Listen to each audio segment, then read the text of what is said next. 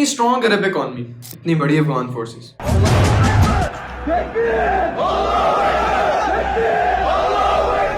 پاکستان کے nuclear assets, Pakistan کوئی کچھ نہیں کر سکا اسرائیل کے آگے. مگر کیوں؟ کوئی فلسطینیوں کی مدد کیوں نہیں کرنا چاہتا؟ اگر تو آپ ویسٹرن میڈیا کو فالو کرتے ہو تو جانتے ہوگے کہ حماس نے وار سٹارٹ کی اسرائیل پہ اٹیک کر کے. Hamas has operated as a terrorist group targeting civilians and specifically Israeli civilians. Western media کے مطابق حماس ایک ٹیررسٹ آرگنائزیشن ہے جن کو پیلسٹائن بیک کرتا ہے، اسی لیے اسرائیل کو یہ رائٹ ہے کہ وہ جب جہاں چاہیں بمبنگ کر سکتے ہیں.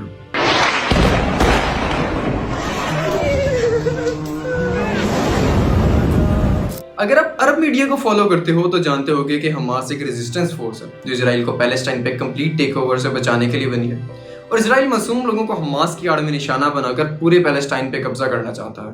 The people of Gaza have been deprived of all means of life. If people don't have food, water, and are under threat of military attack, and on top of that, they are forced to leave their homeland. مگر ان دونوں میں سے سچ کیا ہے؟ Hamas کیا ہے؟ کون ٹھیک ہے، ویسٹرن یا عرب میڈیا؟ یہ جگہ کس کی ہے، اسرائیل یا پیلسٹائن؟ عرب نیشنز پیلسٹائن کی مدد کیوں نہیں کرنا چاہتی؟ اللہ کی قسم کسی بھی مسلمان کو ہم معاف نہیں کریں گے. جس مسلمان کے ہاتھ میں کچھ تھا اور نہیں کیا، انہوں نے کچھ کر سکتا تھا اور انہوں نے نہیں کیا ہے، قیامت دن تک معاف نہیں کریں گے.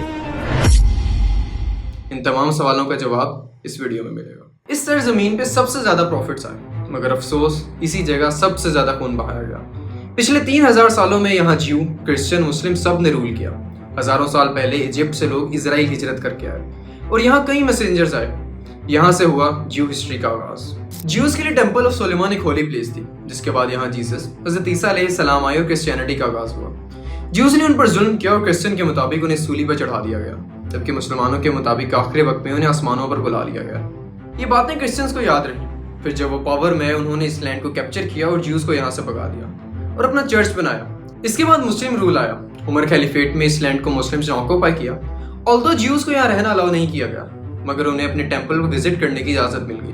اسی طرح اگلے 1000 سال کرسچنز اور مسلمانوں میں پاور ایکسچینج ہوتی رہی اور یہ سرزمین خون سے رنگتی رہی. 1800 کے بعد جوز ڈفرینٹ کنٹریز میں مائگریٹ کرتے رہے، اس نیت سے کہ وہ ایک اپنی اسٹیٹ بنا سکے، کیونکہ جوز کو پوری دنیا میں برا بھلا کہا جاتا تھا. مسلم اور کرسچن کنٹریز میں جوز کو زیادہ ایکسیپٹنس نہیں ملی. اس نیو جوئش اسٹیٹ بنانے کی موومنٹ کا نام تھا زائنزم. زائنزم کے لیے جیوز نے ٹوٹل 5 بڑی مائگریشنز کی. پہلی مائگریشن 1888 سے 1900 تک ہوئی، جہاں رشیا، رومینیا، ایسٹرن یورپ سے جوز ہجرت کر کے پیلسٹائن آئے. پیلسٹائن مسلم میجورٹی علاقہ تھا جو اوٹومن امپائر کے انڈر تھا.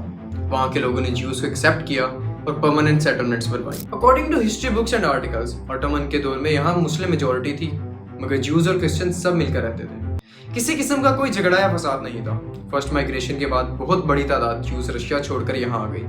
اس کے بعد فرسٹ ورلڈ وار ہوئی اور اوٹومن امپائر ٹوٹ گئی. اس کے بعد برٹش نے اناؤنس کر دیا کہ یہ پیلسٹائن لینڈ جیوز کا آفیشیل ہوم ہے. پھر ہوئی تیسری بڑی جیوز کی مائگریشن. 1939 میں پیلسٹائن میں 30% جیوز ہو چکے تھے. ان سب مائگریشنز کے بعد ہٹلر کا عروج آ گیا اور اس نے جرمنی میں جیوز کو مارا، زندہ جلایا اور کئی کرائمز کیے جسے ہولوکاسٹ کہا جاتا ہے. ہولوکاسٹ کے بعد پوری دنیا میں جیوز کے لیے سمپتھی آئی اور زیادہ سے زیادہ جیوز بھاگ کر پیلسٹائن آ گئے. کئی جیوز لیگلی اور انلیگلی یہاں آئے، مگر پیلسٹائن کے مسلمز نے انہیں ویلکم کیا. برٹش سے تنگ مسلمز پیلسٹائن کی ڈیمانڈ کر رہے تھے، جبکہ جیوز نے اپنی اسٹیٹ اسرائیل کی ڈیمانڈ رکھ دی. سینکڑوں سالوں سے پیس میں رہنے والے ان لوگوں کو ڈیوائیڈ کر کے برٹش اس لینڈ کو چھوڑ کے چلا گیا. یونائٹڈ نیشنز نے 1947 میں ایک پلان لانچ کیا جس کے مطابق 45% لینڈ مسلمز اور 55% اسرائیل کو دے دیا جائے گا اور جیروزلم کو انٹرنیشنل کسٹڈی میں رکھا جائے گا. یہاں کے مسلمز، کرسچن اور جیوز سب اپنی ہولی پلیسز وزٹ کر سکیں گے. اسرائیلی پلان ایکسیپٹ کر کے اپنا کنٹری آفیشیلی بنا لیتا ہے، جبکہ عرب کنٹریز اس وقت اس پلان کو اپوز کرتے ہیں اور پلان بالکل ریجیکٹ کر دیتے ہیں. یہاں پیلسٹائن پر سب سے بڑا ظلم ہوا. 1948 سے 1949 میں جیو عرب وار ہوتی ہے اور اسرائیل سارے ایریا پر قبضہ کر لیتا ہے. صرف کچھ ایریاز بچتے ہیں جیسے غزہ اور ویسٹ بینک. 7 لاکھ سے زیادہ مسلمز بے گھر ہو جاتے ہیں اور پیلسٹائن صرف ایک لفظ رہ جاتا ہے. 1994 تک ویسٹ بینک کے کچھ علاقوں کے علاوہ سب پر اسرائیل ٹیک اوور کر لیتا ہے. غزہ کے لوگ حماس کی فارمیشن کرتے ہیں تاکہ اسرائیل سے فائٹ بیک کیا جا سکے. 7 اکتوبر کو حماس نے اسرائیل پہ اٹیک کیا اور اسی چیز کا انتظار اسرائیل کر رہا تھا. انٹرنیشنل سمپتی ملتے ہی اسرائیل نے غزہ پر بمبارڈنگ شروع کر دی اور آج غزہ پوری طرح سے تباہ ہو چکا ہے.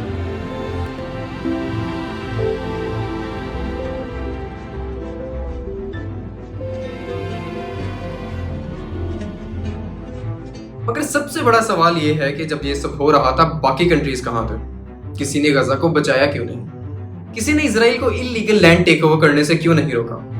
آخر اتنے زیادہ مسلم اور عرب کنٹریز ہیں جو پیلسٹائن کی مدد کر سکتے تھے، کہاں گئے سب؟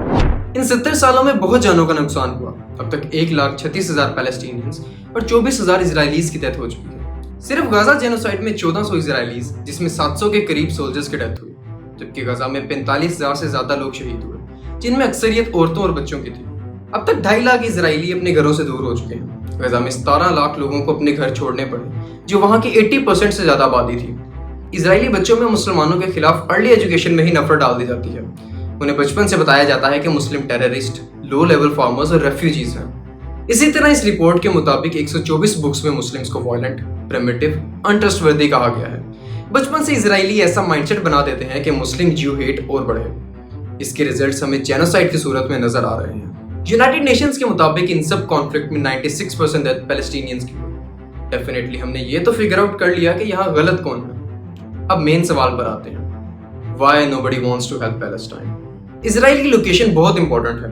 یو ایس چاہتا تھا کہ مڈل ایسٹ میں ایک ایسا کنٹری ہو جو اس کا ایلائی ہو اور مشکل میں کام آئے. اسی وجہ سے اس نے اسرائیل کی بھاری اماؤنٹ میں فائنینشیل اور ملٹری سپورٹ کی.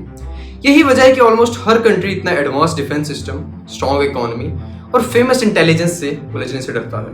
جیوز کا دنیا کی اکانومی میں بڑا پارٹ ہے. بڑی جیو فیملیز جیسے روتھسائلڈ، جارج سوروز بھاری اماؤنٹ میں اسرائیل کو فنڈ کرتے ہیں اور ڈیفرنٹ کنٹریز کی گورنمنٹ کو مینیپولیٹ کرتے ہیں. اس کے علاوہ مسلم ڈویژن ایک بہت بڑا پارٹ ہے اسرائیلی انلیگل آکوپیشن اور جینوسائیڈ کا. ہر کنٹری نے پولیٹیکل ریزنز کی وجہ سے ڈیفرنٹ کانٹریکٹس اور ٹریٹیز سائن کی ہیں اسرائیل کے ساتھ، جس کی وجہ سے وہ اس جینوسائیڈ کو انٹرپٹ نہیں کرتے. ایجپٹ اور جارڈن نے اسرائیل کے ساتھ پیس ٹریٹی سائن کی، جبکہ پیلسٹینینز کے لیے بارڈر بند کر دیا. اس کے علاوہ یو اے ای نے فری ٹریڈ ڈیل سائن کی، جس کے مطابق 96% ٹیکس ریموو کر دیے جائیں گے. اسی طرح Bahrain, Sudan, Azerbaijan, Indonesia, Oman, Saudi Arabia سب نے آفیشیلی یا انآفیشیلی اسرائیل کے ساتھ تعلقات قائم کیے. دنیا پیلسٹائن کی مدد اس لیے نہیں کرتی کیونکہ سیاست اور پیسہ انسانیت سے زیادہ قیمتی ہے. مسلم دنیا اتنی ڈیوائیڈڈ ہے کہ ایک آواز میں بول نہیں سکتے. میڈیا اصل ظلم چھپا دیتا ہے اور ہر شخص جو سچ بولتا ہے اسے اینٹی سیمیٹک کہہ کر چپ کروا دیا جاتا ہے. لیکن کیا یہ گورنمنٹ لوگوں کی آئیڈیالوجیز کی صحیح عکاسی کرتی ہے؟ بالکل نہیں. آلموسٹ پوری دنیا پیلسٹینینز کے لیے سمپتی رکھتی ہے. اس کانفلکٹ کے بعد اسرائیلی پروڈکٹس کو انڈیویجول لیول پہ بائیکاٹ کیا گیا. اسٹاربکس کو $11 ملین کا نقصان ہوا. کوکا کولا کی سیلز میں 5% کمی آئی. پاکستان کے سروے کے مطابق 63% ریٹیل شاپس نے اسرائیلی پروڈکٹ کو کمپلیٹلی بائیکاٹ کر دیا. اس کی وجہ سے اسرائیل کا 2024 کا پروفٹ 5.4 بلین سے گر کے $4.7 بلین پر آ گیا. ہر چھوٹی سی کوشش، ایک کپ کافی کا بائیکاٹ، ایک سوشل میڈیا پوسٹ یا ایک دعا، ظلم کے خلاف ایک آواز بن کے ابھرتی ہے. گورنمنٹ چاہے جیسے بھی فیصلے کرے، لیکن جب لوگوں کا ضمیر جاگ جائے تو تبدیلی لازمی آتی ہے. پیلسٹائن کی لڑائی صرف ایک علاقے کی نہیں بلکہ انسانیت کی ہے.